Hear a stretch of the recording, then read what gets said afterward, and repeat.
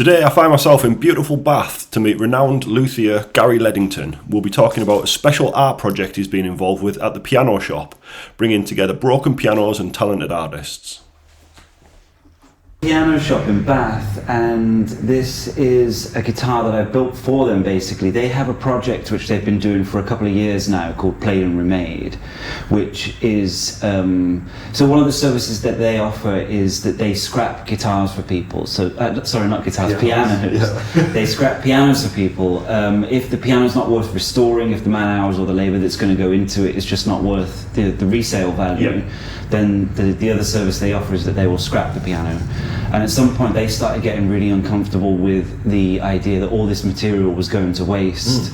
So they started offering it out to artists and craftspeople and various other artisans and things. And some of the projects you can see on the wall here are the result of that. I saw them advertising this project in a magazine a while ago, so I contacted them. It was about a year and a half ago now, I think, and I contacted them and I said, I introduced myself, said I'm a luthier in the area and I would really like to build a guitar out of old pianos. So yeah, we struck up that relationship, and this is the result. So this guitar is almost entirely made from old pianos, from various different components of old pianos. Obviously you've got the spruce soundboard, which every piano has a soundboard in there. I think we went through about 3 pianos before we got a suitable soundboard. That was actually the hardest bit because I think the first one we got, it wasn't possible to get the soundboard out. The second one, once we'd stripped all the French polish away, it turned out that the wood was like really punky and weird and it wasn't good. So it took the third piano to get the soundboard out of it.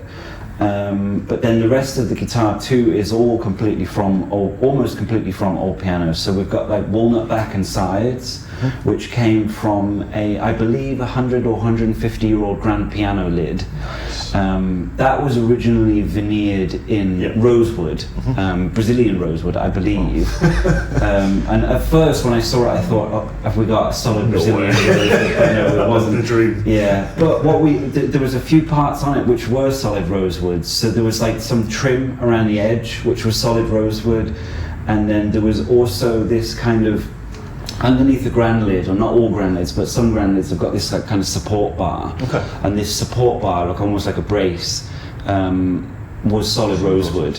So we managed to get the fingerboard, which is solid rosewood, and the bridge and the bindings all from that Brazilian rose. I think it was Brazilian rose. It must be a real challenge to work with and to sort of plan, obviously, because piano is nothing like a guitar, so you've got to really plan where you're going to do your cuts and everything, how you're going to use it. Yeah, absolutely. That was really interesting project. That was. So the soundboard of a piano is quite big. It's probably like 1.50 m by a meter or something like that. And realistically, you can probably get like one guitar and a couple of ukuleles out of it, because they've got all these braces going across it, which are all bolted through, and it means there's all these holes everywhere. And some of those holes you could incorporate aesthetically, I think, but some of them are just structurally completely in the wrong place. So planning all the cuts like that was definitely, with the fingerboard for example, that also had bolts through the braces. Right. Bolts through the brace into the lid, and it meant that there was holes there, and I had to use, if you look really carefully, you can see it. You can probably see it just there. Oh yeah. But so that there is a hole that I plugged, doing like very, very careful grain matching and inlay with the. That's barely noticeable. Yeah. So you pointed it out. I had So planning all the cuts and stuff like that was. That's definitely like a kind of integral part of the project, I think, in a way, trying to figure out how to make it look and function like a guitar and not just be full of old piano. The thing that's stunning with this instrument is that it doesn't look like something that's been cobbled together out of an old piano. You can see the craftsmanship is absolutely superb. Every time I kind of look over it, I notice something new. I'm like, oh, hello. Well, that was the aim, really. I wanted it to look like a guitar that you would buy in a shop as a kind of, first-hand guitar, let's say. There are some elements to it which I've left in to sort of harken back to that history of it previously being a piano.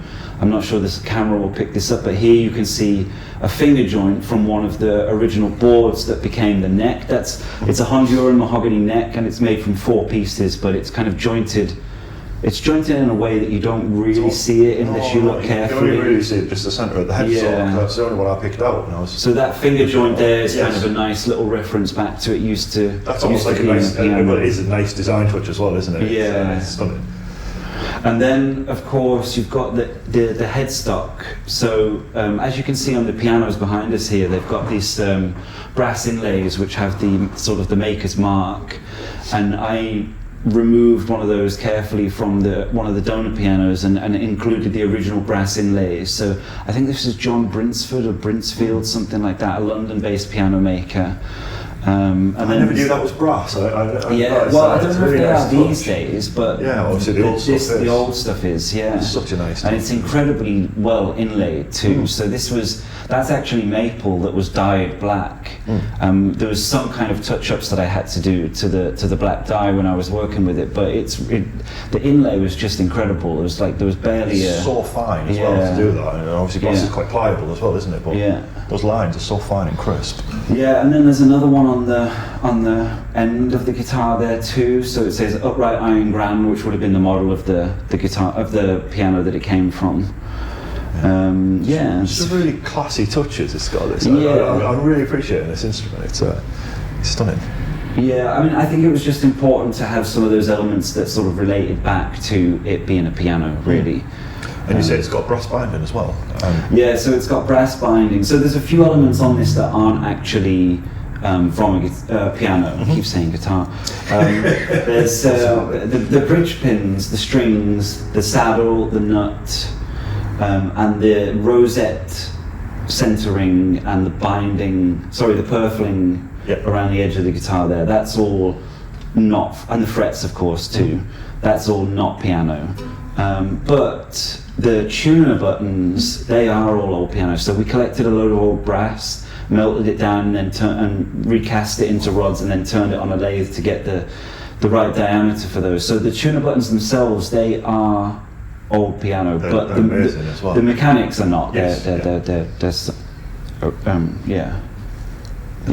Everything, the craftsmanship that's gone into it is second. You must be really proud of it. Yeah, I am. Yeah, it's. I mean, it sounds great. It looks great. I'm really pleased with it. Yeah. Beautiful. Yeah. Beautiful. Yeah, do you want to give it a little demo? Yeah, sure. Let's hear it. I'm just going to sit.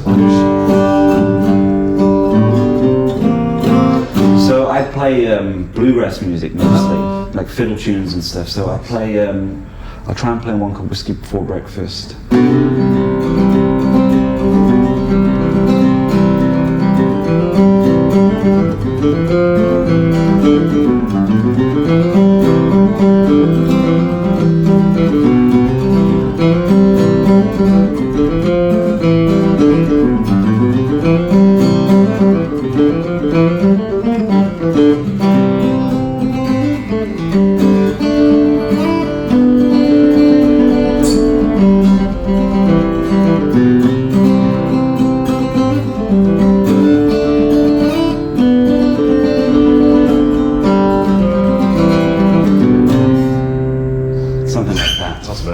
Nice playing as well. Thank you. Stunning. Brilliant. Thank you, sir. This is, unbelievable. Every spot you look at, you're like, oh, that's nicely done. That's nicely done. I get to see a lot of guitars in my line of work. Sure. It's really a piece and a half, this.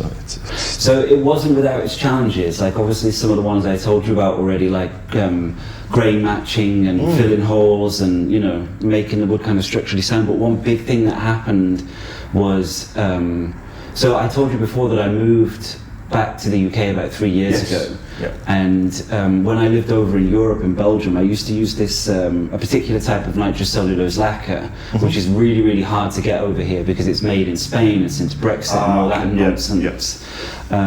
So at the recommendation of an older luthier that I know, I started using another brand. And I'd used it up until I made this guitar. Mostly I'd used it for like touch-ups and repairs and stuff, so not in kind of an extensive way.